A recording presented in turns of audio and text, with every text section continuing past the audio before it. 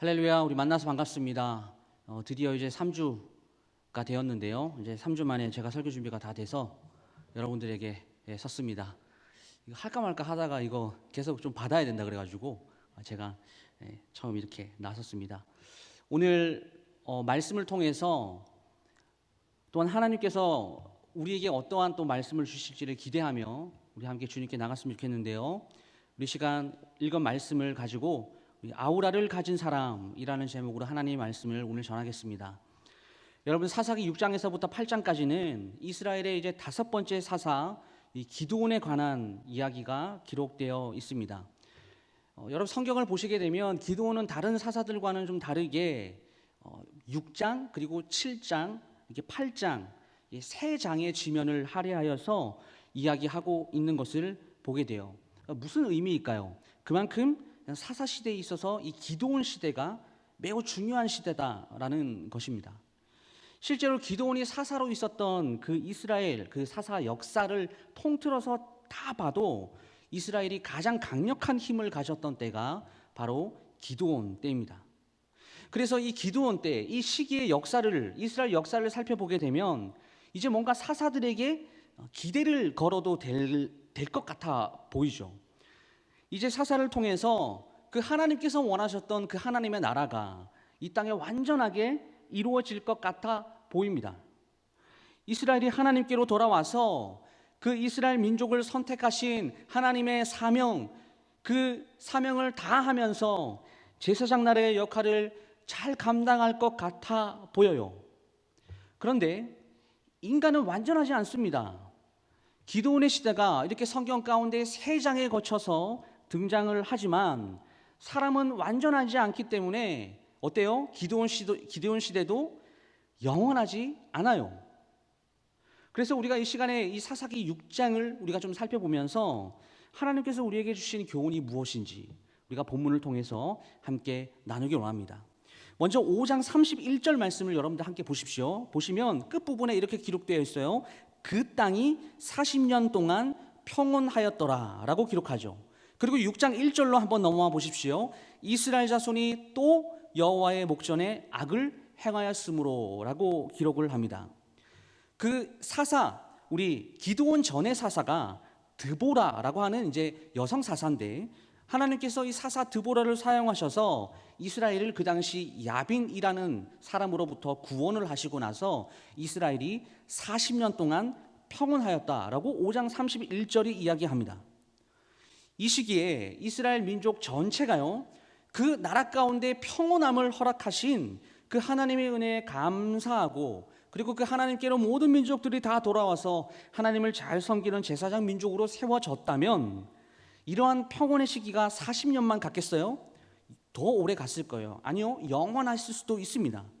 이 땅에 하나님 나라가 이루어져서 이스라엘은 하나님의 도우심과 그 사랑과 그 은혜 안에서 살았을 거예요. 그리고 이스라엘을 통해서 많은 하나님을 믿지 않는 그 이방 나라의 국가들, 그 이방 나라들이 하나님께로 돌아왔을 겁니다. 그런데 바로 그 다음 절, 한 절만 넘어가도 뭐라고 말하고 있어요? 이스라엘은 여호와의 목전에서 또 악을 행했다라고 말을 합니다. 지금 이 기드온 전에 이미 사사가 4명이나 있었어요. 이 4명의 사사가 세워지는 동안에 어때요? 죄가 계속 악순환하면서 반복이 되는 것이죠. 여러분, 이렇게 반복되는 이 죄가 악순환하여서 반복되는 이런 상황들을 보면서 여러분이 미리 한번 사사기 시대의 결론을 한번 내어보시겠어요? 어떻게 결론을 내릴 수가 있을까요? 이렇게 결론을 맺을 수가 있을 겁니다.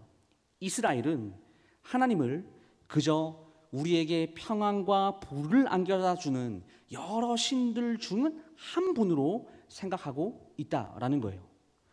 이스라엘 백성들의 마음 가운데 유일하신 하나님이 없다.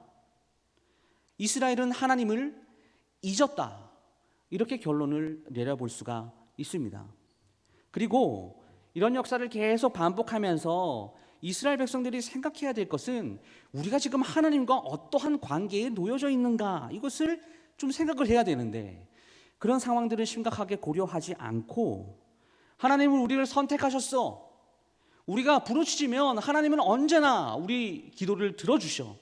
이것을 이제 선민 사상이라고 하죠. 더 엄밀히 얘기하면 이스라엘 백성들이 가지고 있었던 교만함입니다. 그리고 잘못된 민주주의, 민족주의에 빠져 있어요. 이스라엘이 진짜 우리나라의 이 국가의 진짜 왕이 누군지 알아보지 못하는 참 비참하고 불쌍한 역사를 지금 써가고 있는 겁니다. 그런데 하나님께서 어떻게 하세요?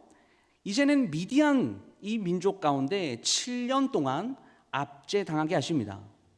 여러분 무슨 생각이 드십니까? 여기서 하나님의 마음이 느껴져야 돼요. 하나님께서 이스라엘을 향하여 품고 있었던 그 마음. 하나님께서 왜 자꾸 이스라엘 땅을 이렇게 식민지 당하는 국가로 이렇게 허락하실까요? 왜 하나님을 믿지 않는 그 이방 민족들을 사용하셔서 오늘 이스라엘 백성들을 이토록 압제하게 하실까요? 한마디로 돌아오라라고 하는 겁니다.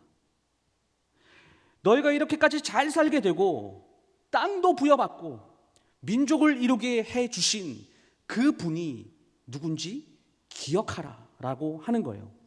이것을 깨닫게 하기 위해서 하나님께서는 지금 이방 민족들을 사용하고 계시는 거예요. 다시 정리하면 하나님께서 이스라엘 백성들을 너무나 사랑하셔서입니다. 그런데 여러분 본문을 보십시오. 이스라엘이 이 사실을 아나요? 모르나요? 이게 이렇게 큰 은혜를 받아놓고서는 이걸 모른다라는 게 중요한 겁니다. 어떻게 이스라엘 백성들이 하나님의 은혜, 하나님의 사랑을 모를 수가 있습니까? 하나님께서 이 민족에게 행하신 그 과거의 역사가 이 후대들에게 잘 전수가 되지 않는 거죠. 신앙의 유산이 이 자녀 시대로 잘 넘어가지 못했습니다. 이것이 역사적인 사실입니다. 그래서 시간이 가면 갈수록 이 이스라엘 민족은 머릿속에서 그리고 가슴 속에서 하나님을 점점 더 완벽하게 지금 지워나가고 있는 것이죠.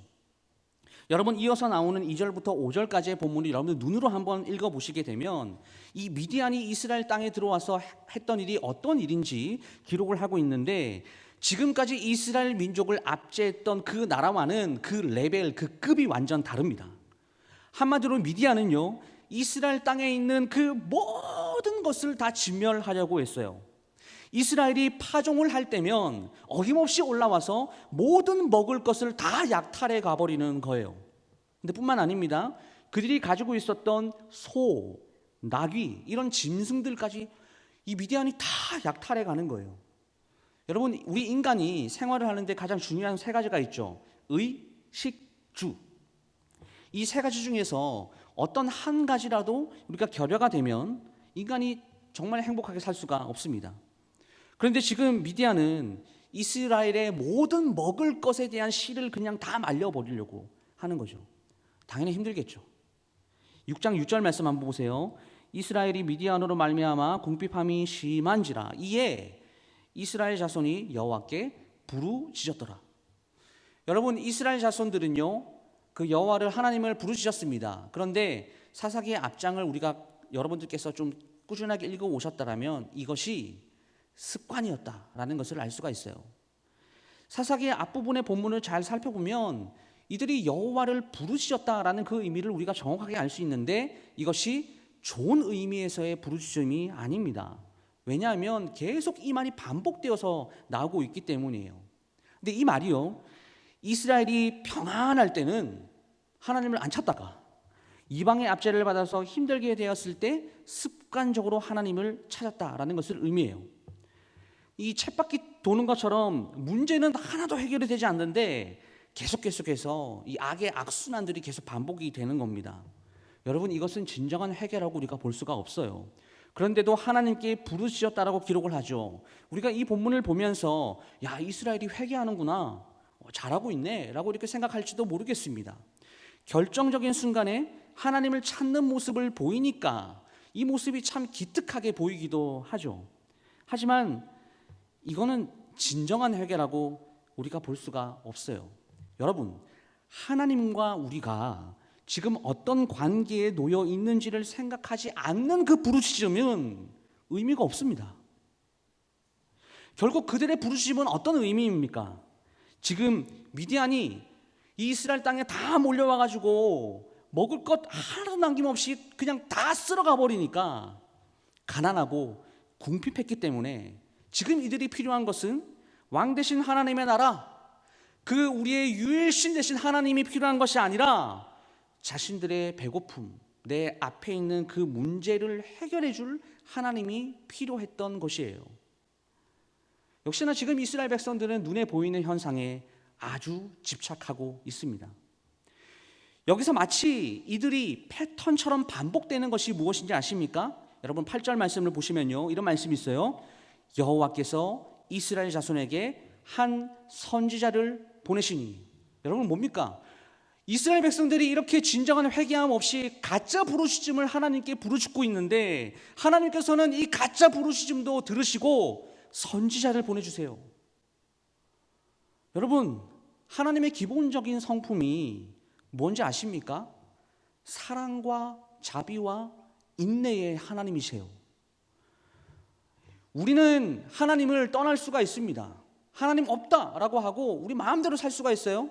하지만 하나님께서는요, 자기가 한번 선택한 민족, 한번 구원한 그 구원 백성, 자기와 언약을 맺은 이 백성들이 아무리 못된 짓을 많이 하고 아무리 패역하고 아무리 자기 마음대로 이 세상을 살아간다고 할지라도 그 백성을 즉각 심판하지 않으시고 끝까지 돌아올 수 있도록 하나님께서는 기회를 주세요. 자꾸 끊임없이 하나님을 생각할 수 있도록.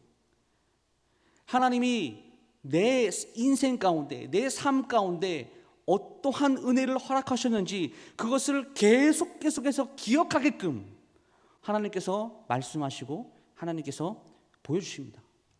그것이요 8절에서 10절까지의 본문의 내용이에요. 이 본문에서 이스라엘 백성들이 기억해야 할 하나님께서 하신 일, 그것은 세 가지로 나타납니다. 뭐예요? 첫 번째는 나는 애굽에서 너희를 인도했다, 구원해냈다 라고 하는 것이고, 두 번째는 너희를 학대하는 모든 자들의 손에서 내가 너희를 구원했다 라고 하는 거죠. 그리고 세 번째, 나는 너희에게 땅을 주었다 라고 얘기하면서 마지막에 이 이스라엘 백성들에게 진짜 빼박 결정타를 날리십니다. 그게 뭡니까? 나는 너희의 하나님이다. 여러분, 이 세 가지 사실만으로 어쩌면 모든 것이 다 끝난 거 아니겠어요?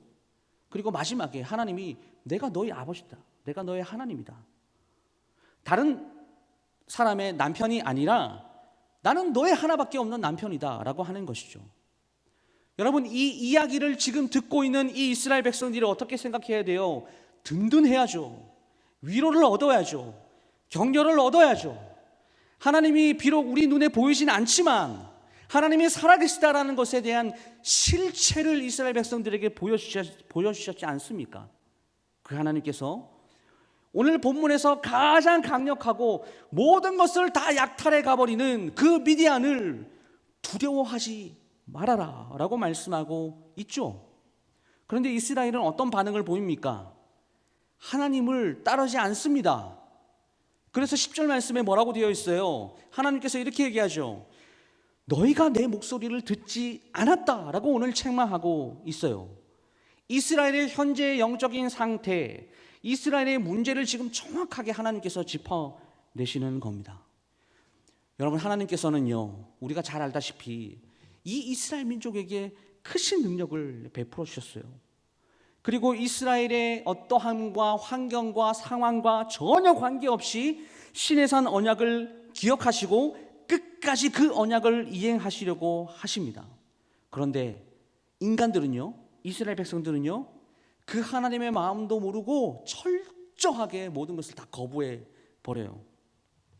하나님께서는 계속해서 그 시내산에서 내가 너희와 맺은 언약, 그 결혼식을 기억하셔서 그 애틋함을 기억하고 이스라엘 백성들이 하나님께 돌아오기를 원하시는데 이스라엘 백성들은 돌아갈 생각이 1도 없어요. 대체 왜 이럴까요? 어떻게 하나님의 크신 능력을 눈으로 직접 보고서도 이 하나님의 말씀에 순종하지 않을까? 여러분, 왜 그럴까요? 너무 지금 좋은 환경에서 많은 것을 갖추고 살다 보니까 하나님보다 내가 지금 여기서 누리고 있는 것이 더 좋은 거죠. 굳이 하나님이 아니어도 내가 인생을 살아가는데 아무 불편함이 없어요. 이런 생각 때문이라고 생각을 합니다. 우리의 모습과 좀 닮아 있는 모습인 것 같아요.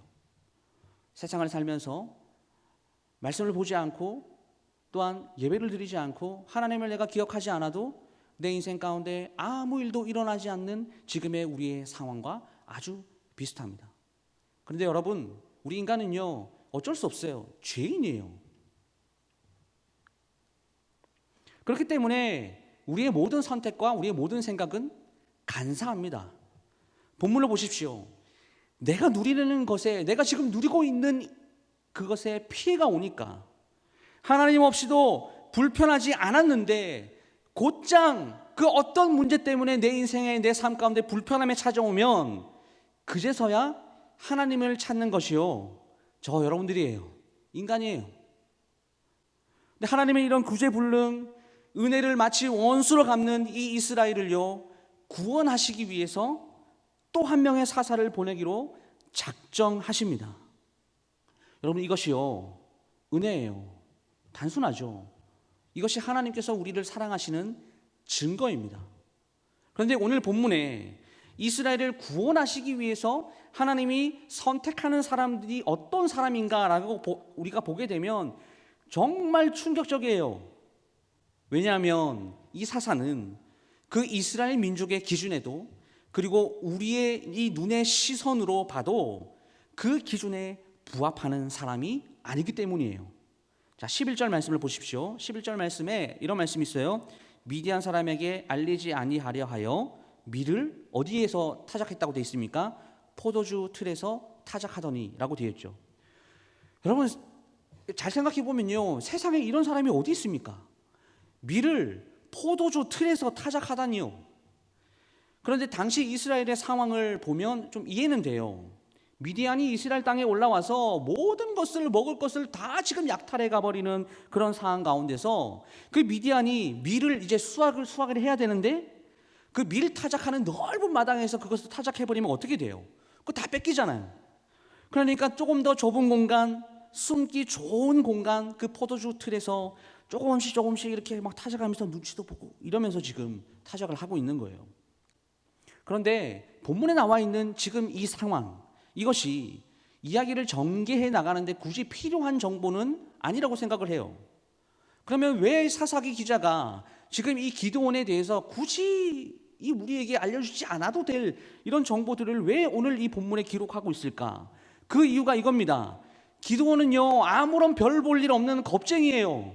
그런데 하나님께서 이 겁쟁이를 지금 사용하실 것이다 라는 것을 우리에게 알려주기 위해서 지금 이 정보를 기록하고 있는 거죠.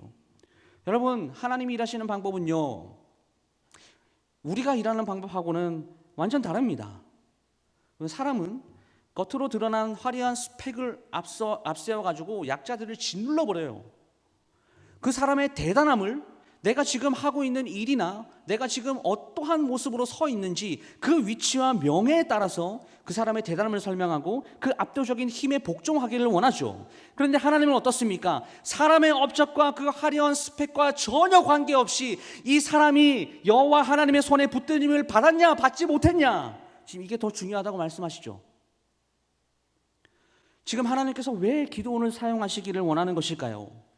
기드온이 겁쟁이라는 사실, 그러나 하나님께서 보잘것없는 그 한 사람을 사용하시기 원하시는 바로 지금의 이 상황을 통해서 하나님의 능력을 최대치로 이렇게 극대화시키는 상황입니다. 그리고 동시에 이것은 곧 이스라엘 백성들에게 이러한 메시지를 툭 던져요. 바로 8절에서 10절까지 말씀에 자신을 계시하신 그 하나님이 너희들의 진정한 왕이다, 너희들의 진정한 사사다 라고 말이죠. 그리고 촉구합니다. 진짜 왕이신 하나님이, 진짜 사사 되신 그 하나님이 이제는 이스라엘 백성들아, 너희들이 나에게 돌아와라, 신의 산 언약을 좀 기억해라, 이렇게 말씀하시는 것이죠. 또한 하나님은요, 그 하나님의 시선에서 우리의 기준을 바꾸길 원하세요. 무슨 말이냐면 눈에 보이는 거에 집착 좀 하지 말아라 라고 하는 겁니다. 여러분, 하나님이 함께 하시면요, 나무젓가락도 최고의 무기로 사용하시는 하나님이시죠. 곧 우리의 기준은 눈에 보이는 화려한 아까 앞서서 말씀드린 어떠한 스펙의 무장함, 그것으로 열광하고 환호하는 데서 보이진 않지만 실제 하신 이렇게 겁쟁이도 들어서 민족의 지도자로 만들어버리시는 그 하나님의 놀라운 능력으로 우리의 시각과 시선이 변경이 되어야 하는 겁니다. 여러분 기억하세요. 화려하고 웅장하고 뭔가 겉으로 보일 때 뭔가 된 것 같아 보이는 그것에 집중하게 되면요, 그거 망하는 지름길입니다. 눈에 보이는 힘을 의지하게 되면 오늘 본문의 이스라엘과 같은 꼴이 난다라는 거예요. 우리 뒤에서 일하시는 나를 의지하지 말고 나에게서 풍겨나는 그리스도인으로서 나에게서 풍겨나는 그 하나님의 그 아우라에 집중하시기 바랍니다. 그리고 가만히 서서 그 하나님께서 나를 통해서 어떤 일을 행하실지 그 놀라운 하나님의 뜻을 볼 수 있기를 소망합니다. 12절 말씀 보시게 되면요, 이런 말씀 기록되어 있어요. 여호와의 사자가 기드온에게 나타나 이르되 큰 용사여 여호와께서 너와 함께 계시도다. 여러분, 하나님은요 모든 것을 깨뜨려 보시는 전지전능하심을 소유하신 유일한 신이시죠. 그래서 하나님이 지금 기드온의 현재 심적인 상태를 정확하게 깨뜨려 보시고요, 여호와의 사자 즉 천사를 보내셔서 이렇게 말씀하시는 거예요. 큰 용사여 여호와께서 너와 함께 가신다. 여호와께서 하나님이 너와 함께 하신다. 사람의 눈으로는 기드온이 아무런 보잘것이 없어요. 별 볼 일이 없는 사람입니다. 그러나 우리의 시선으로는 그렇게 보이는데 하나님의 시선으로 봤을 때는 기드온이 큰 용사라다라고 하는 거예요. 여러분, 여기서 이렇게 큰 용사라고 하는 이 말이 무슨 말이겠어요? 문맥상으로 아무리 이 성경을 우리가 해석해봐도 이게 싸움을 잘하는 그런 용사가 아니라 이스라엘을 미디안에서 구원해낼, 즉 하나님의 그 크신 일을 감당할 하나님의 사명자라는 그런 의미이죠. 여기서 우리는 중요한 사실 하나를 알 수 있습니다. 그것은 이렇게 큰 용사가 되는 것은 기드온의 환경과 상황과는 아무런 관련이 없다라는 거예요. 여러분, 기드온이 어떻게 큰 용사라고 불릴 수 있을까요? 그의 환경, 그가 지금 하는 일을 보면 도저히 불가능한 일일 것 같은데 그 이유는 단순합니다. 하나님이 기드온과 함께 하시기 때문입니다.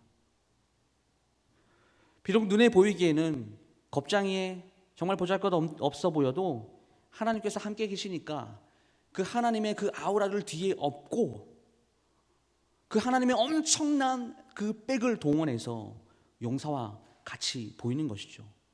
여러분, 이것을 볼 줄 아는 것이요 진짜 눈을 소유한 사람이에요.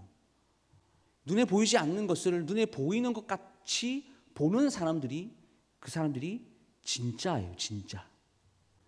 눈에 보이는 기드온이 중요한 게 아니라 기드온 뒤에 지금 누가 계시냐, 이것을 보는 눈을 가지는 것, 그것이 진짜입니다. 그런데 이런 위대한 말씀에 기드온이 어떤 반응을 보입니까? 13절 말씀 보세요. 기드온이 대답하되 오 나의 주여 여호와께서 우리와 함께 계시면 어찌하여 이 모든 일이 우리에게 일어났나이까? 또 우리 조상들이 일찍이 우리에게 이르기를 여호와께서 우리를 애굽에서 올라오게 하신 것이 아니냐 한 그 모든 이정이 어디 있습니까? 이제 여호와께서 우리를 버리사 미디안의 손에 우리를 넘겨주셨습니다. 지금 이렇게 이야기하는 거예요. 뭔가 이렇게 대항하는 그런 투죠. 하나님이 우리와 함께 계신다는 것을 저는 못 믿겠어요. 왜냐하면 지금 우리 가운데 일어나는 모든 일 가운데 하나님이 함께 계신다면 이런 일은 있을 수가 없는 일이기 때문이에요. 조상들이 경험한 그 하나님의 기적들, 애굽에서 나온 그 놀라운 일들이 지금 어디 있습니까? 그러니까 하나님은 우리와 함께 계시는 것이 아니라 하나님은 우리를 버린 것이 분명합니다. 지금 기드온이 이렇게 고백하는 겁니다. 여러분, 우리가 마치 이런 거예요. 어려운 일을 당했을 때 그리스도를 믿는 사람이면, 하나님을 믿는 사람이면, 예수를 믿는 사람이면 왜 이런 일이 일어납니까? 왜 이런 불행이 찾아옵니까? 라고 항변하는 것과 똑같아요. 기드온이 지금 이스라엘이 겪고 있는 현실을 생각하면서 하나님이 함께 계신다는 사실을 지금 인정하지 못합니다. 그럼 지금 이스라엘 상황이 어떻기 때문에 기드온이 이렇게 이야기하는 것일까요? 우리가 앞에서도 살펴보았어요. 미디안이 아무것도 남기지 않고 다 약탈해가는 그런 상황. 하루도 이틀도 3일도 아니고 무려 7년 동안 말이죠. 바로 이러한 상황 속에서 하나님이 계신다면 어떻게 이런 일이 벌어집니까? 이렇게 항변하고 있는 거죠. 기드온의 이 말에 대해서 하나님이 오늘 어떻게 하십니까? 14절 말씀을 보십시오. 여호와께서 그를 향하여 이르시되 너는 가서 이 너희 힘으로 이스라엘을 미디안의 손에서 구원하라. 내가 너를 보낸 것이 아니냐 하시니라. 하나님께서 기드온에게 나타나셔서 이렇게 말씀하셨습니다. 너가 가서 네 힘으로 이스라엘을 구원하라. 내가 그것 때문에 너를 보냈다. 쉽게 말하면 내가 이스라엘의 부르심을 들었고 그 응답으로 너를 보낸다. 너는 내가 보내는 용사다.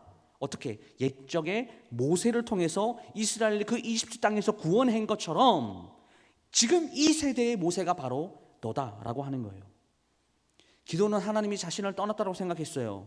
하지만 하나님은 그럼에도 불구하고 여전히 기드온과 함께 계셨습니다.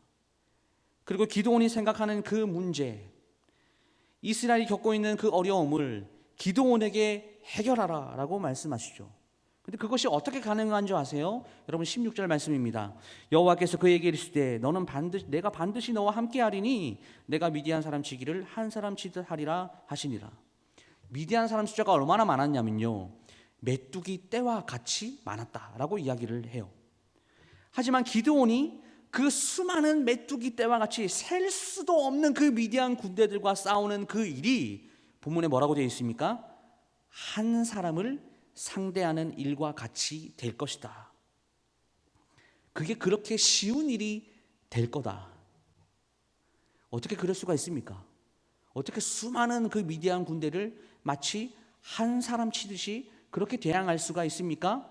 그 이유는 하나님이 기드온과 함께 하시기 때문이에요. 내가 반드시 너와 함께 하겠다. 그런데요, 이렇게까지 하나님께서 믿음 없는 기드온을 이 민족의 구원자 역할을 감당시키기 위해서 오늘 본문에 계속 기드온을 설득시키는데 17절 말씀을 보시면 이렇게 얘기합니다. 나와 말씀하시는 이가 주 되시는 표징을 내게 보이소서. 무슨 말인지 아세요? 하나님께서 지금 말씀하신 이 모든 것이 사실이라면요, 이거 진짜라는 증거를 내게 좀 보여줘 보세요. 그러면 내가 믿겠습니다. 여러분, 이게 인간이에요. 그리고 동시에 이게 우리가 가진 한계입니다. 하나님이 함께 계신다라는 이 본문에 기록된 이 문자가 무려 한 번 얘기하고 끝난 게 아니죠. 3번, 4번씩 기드온에게 말씀하세요. 이게 뭐예요? 이게 리얼 사실이다라는 거예요. 그런데 기드온은 어떻습니까? 하나님 눈에 안 보이니까 못 믿겠다 이거죠. 내가 주님을 봐야 믿겠습니다. 그래야 내가 믿겠습니다. 여러분, 이것은 진짜 만약에 우리 가운데도 이러한 생각을 가지신 분들이 계시다면 사실 이것은 진짜 믿음이다라고 볼 수가 없어요. 남들처럼 누구나 다 볼 수 있는 거 내가 본다라면 그거 신뢰하기 쉽고 믿기 쉽죠.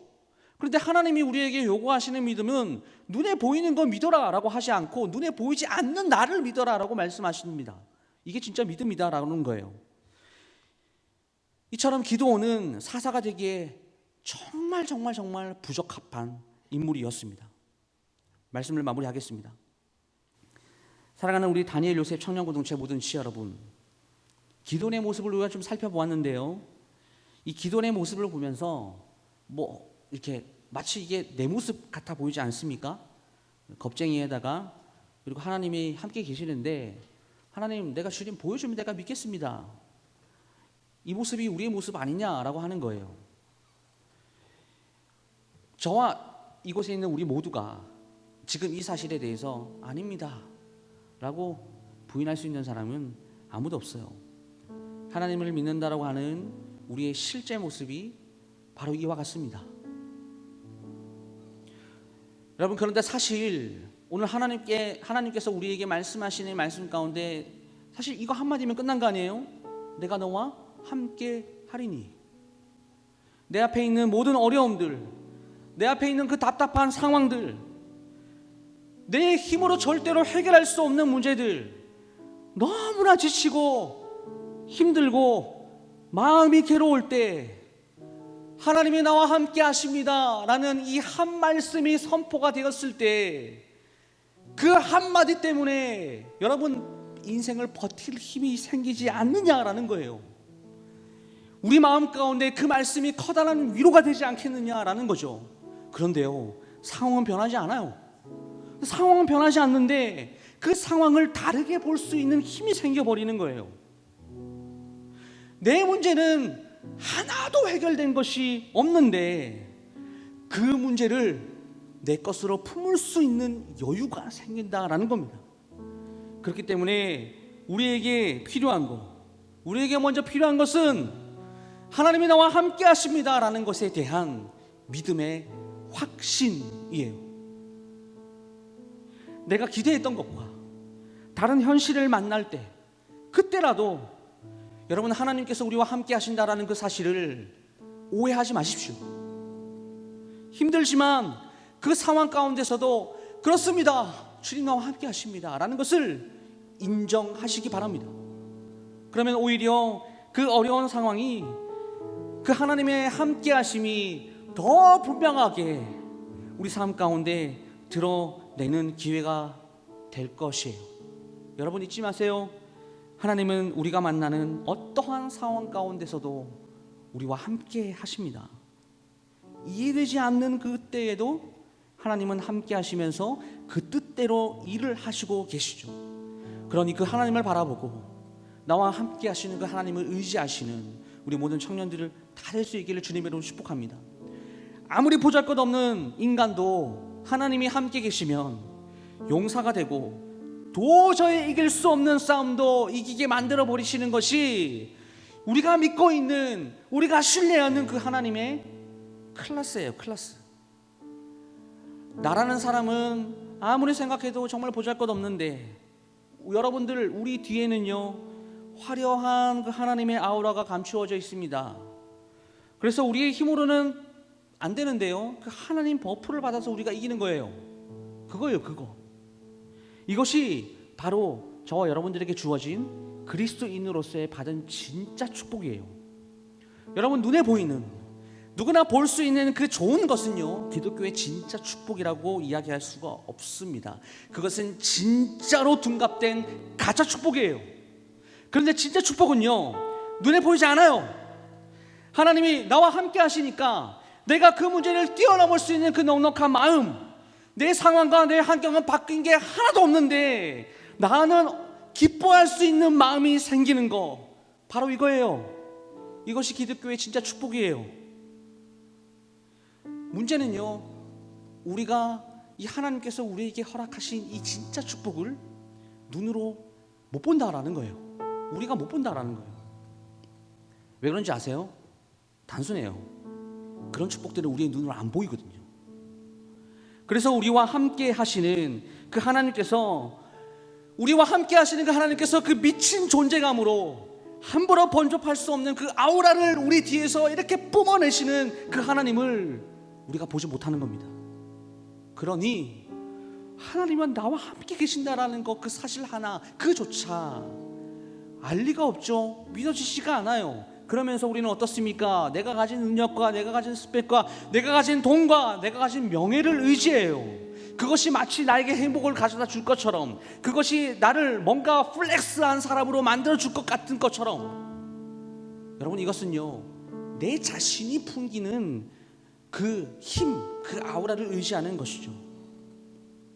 하나님은 그 가운데 없습니다. 하나님이 없는데 내 것만 내세워서 마치 내가 뭔가 된 것 같은 그런 착각을 하는 것, 그것은 굉장히 불행한 인생인 거예요. 사랑하는 광역교회 모든 청년 공동체 지체 여러분, 우리의 아우라를 의지하지 마시기 바랍니다. 내 아우라를 믿고 까불면요 다쳐요. 오늘 이스라엘 백성들처럼요. 아 결국 안 되는구나, 결국 나는 아무것도 할 수 없구나. 그리고 결국에는 누굴 찾아요? 하나님을 찾게 되는 것이죠. 여러분 그것이 우리의 인생입니다. 그러므로 사랑하는 여러분, 우리와 함께 계신 그 하나님을 우리가 눈으로 보이진 않지만 영의 눈으로 바라볼 수 있기를 간절히 소망합니다. 내 아우라 말고요, 하나님이 나와 함께 하시는 그 하나님께서 풍기시는 그 아우라를 보기 원해요. 그래서 모든 방법들을 다 동원해봐도 안 되는 것들이 있죠. 내 힘으로 아무리 발버둥 쳐봐도 안 되는 것, 그 가운데서 우리가 이런 고백을 해야 됩니다. 예, 주님, 혹시 하나님밖에 없습니다. 하나님이 내 문제를 해결해 줄 수 있는 유일한 분이십니다. 문제보다 더 크신 하나님만을 신뢰합니다 라는 이 믿음의 고백으로 하나님을 신뢰하고 우리 마음과 뜻과 힘을 다하여 주님을 의지하는 우리 모두가 될 수 있기를 주님의 이름으로 축원합니다.